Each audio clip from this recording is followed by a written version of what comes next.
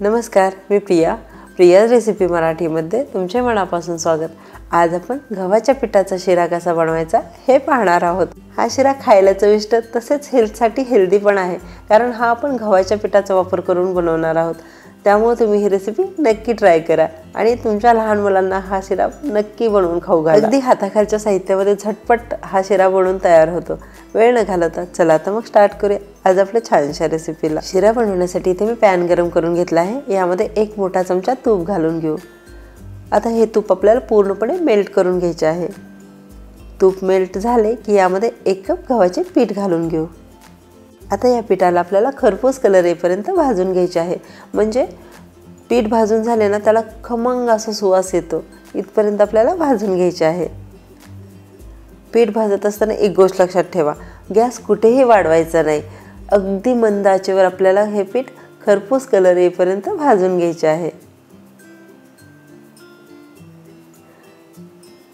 पीठ जेवढं आपण खरपूस कलर येईपर्यंत आणि खमंग सुवास येईपर्यंत भाजून घेताल ना, तेवढीच शिऱ्याची टेस्ट वाढते। यासाठी आपल्याला इथे अगदी मंद आचेवर पीठ व्यवस्थित असे भाजून घ्यायचे आहे। तुम्ही ते बघू शकता, गव्हाच्या पिठाचा कलर चेंज होत आहे। साधारण आपल्याला 7 ते 8 मिनिट हे पीठ भाजण्यासाठी लागतात। मी इथे 1 कप गव्हाचे पीठ घेतले आहे, त्यामुळे मला साधारण 8 ते 10 मिनिट लागतात। पण तुम्ही जर यापेक्षा जास्त पीठ घेतले तर तुम्हाला यापेक्षा जास्त टाइम लागू शकतो, किंवा कमी पीठ घेतले तर कमी टाइम लागू शकतो। इथे तुम्ही बघू शकता, साधारण मी इथे 7 ते 8 मिनिट हे पीठ मंद आचेवरती भाजून घेतले आहे आणि त्याला खरपूस कलर पण आलेला आहे। आता या स्टेजला काय करायचे, आपल्याला पाणी गरम करून घ्यायचे आहे। यासाठी इथे मी पातेल्यामध्ये 2 कप पाणी घेतले आहे। 1 कप गव्हाच्या पिठासाठी 2 कप पाणी असे मेजरमेंट घेतले आहे। आता यामध्ये पाऊण कप साखर घालून घ्यायची। पाऊण कप साखर म्हणजे 3/4 कप साखर घालून घ्यायची। आता ही साखर फक्त आपल्याला पाण्यामध्ये विरघळून घ्यायची आहे। इथे साखरेचा आपल्याला पाक नाही तयार करायचा, फक्त पाण्यामध्ये साखर विरघळेपर्यंतच आपल्याला पाणी गरम करून घ्यायचे आहे। आता यामध्ये मी आणखी 1 चमचा तूप घालून घेत आहे। तूप घातल्यानंतर आपल्याला आणखी एक वेळेस हे पीठ भाजून घ्यायचे आहे। आता या स्टेजला आपल्याला काय करायचे, इथे ड्रायफ्रूट्स घालून घ्यायचे आहेत। इथे मी काजूचे काप करून घेतले आहेत, ते घालून घेऊ। तसेच बदामाचे पण काप करून घेतले आहेत, ते घालून घेऊ। या स्टेजला ड्रायफ्रूट्स घातल्यामुळे काय होते ना, ते सेपरेट भाजून घ्यायची गरज लागत नाही, पिठामध्ये व्यवस्थित असे भाजले जातात। आता हे पीठ आपल्याला आणखी 4 ते 5 मिनिट तुपामध्ये व्यवस्थित असे भाजून घ्यायचे आहे। इथे मला पीठ थोडे कोरडे वाटत होते, त्यामुळे मी यामध्ये आणखी तूप ॲड करून घेतले आहे। इथे साधारण मला अर्धा कप तूप लागले आहे। आता तुम्ही इथे बघू शकता की शिरा किती सॉफ्ट असं झाला आहे। यामुळे यामध्ये भरपूर तुपाचा वापर करून हा शिरा आपल्याला बनवायचा आहे। आता इथे साधारण 4 ते 5 मिनिट मी हा शिरा परतून घेतला आहे। यामध्ये आता साखरेचे पाणी घालून घेऊ आणि पाणी घालत असताना थोडे करून घालायचे, एकदम नाही घालून घ्यायचे। पाणी घातल्यानंतर तुम्हाला असे वाटेल की शिरा पातळ होतो की काय, किंवा पिठाच्या गुठळ्या तयार होतात का काय, असे काहीच नाही होणार।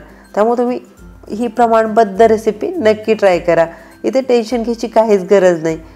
गव्हाचे पीठ असते ना, ते पाणी ॲब्झॉर्ब करून घेते। आपण यामध्ये जसे पाणी घालू ना, तसं शिरा फुलत जातो। गव्हाचे पीठ पूर्णपणे पाणी यामधील ॲब्झॉर्ब करून घेते। आता यामध्ये मी साखरेचे पूर्ण पाणी घालून घेतले आहे। तुम्हाला असे इथे वाटत असेल की शिरा पातळ झाला आहे, पण आपण हा जर कमी गॅसवर सतत हलवत राहायचा आणि तुम्ही इथे बघू शकता मऊ लुसलुशीत असा हा शिरा बनून तयार झालेला आहे। शिऱ्याला कलर तर किती सुरेख आला आहे आणि तसंच खायला तर हा इतका टेस्टी आणि हेल्दी होतो ना। त्यामुळे तुम्ही ही रेसिपी नक्की ट्राय करा आणि लहान मुलांना पण बनवून खाऊ घाला। आता यामध्ये मी शेवटचे थोडेसे तूप उरले होते ना, ते घालून घेत आहे। शेवटी यामध्ये तूप घातल्यामुळे काय होते ना, शिऱ्याला चकाकी खूप सुरेख येते। यामुळे तुम्ही पण शेवटी नक्की तूप वापरा। अशा पद्धतीने इथे आपला गव्हाच्या पिठातील शिरा बनवून झालेला आहे। हा भरपूर तुपातील शिरा मी पंजाबमध्ये असताना गुरुद्वारमध्ये प्रसाद म्हणून खाल्ला होता। लंगरमध्ये तो भेटतो, इतका चविष्ट लागतो ना, आणि तो प्रसाद दिल्यानंतर त्यामधून असे तूप गळत असते, इतक्या प्रमाणात तिथे तूप वापरले जाते। तुम्हाला ही आजची रेसिपी कशी वाटली कमेंट बॉक्समध्ये मला नक्की कळवा। आणि तुम्ही माझ्या चॅनलवरती नवीन असाल तर माझ्या चॅनलला पटकन सबस्क्राईब करा आज वेळात वेळ काढून तुम्ही माझा पूर्ण व्हिडिओ बघितल्याबद्दल तुमचे मनापासून आभार. चला तर मग भेटूया अशा छान छान नेक्स्ट रेसिपीमध्ये. तोपर्यंत धन्यवाद.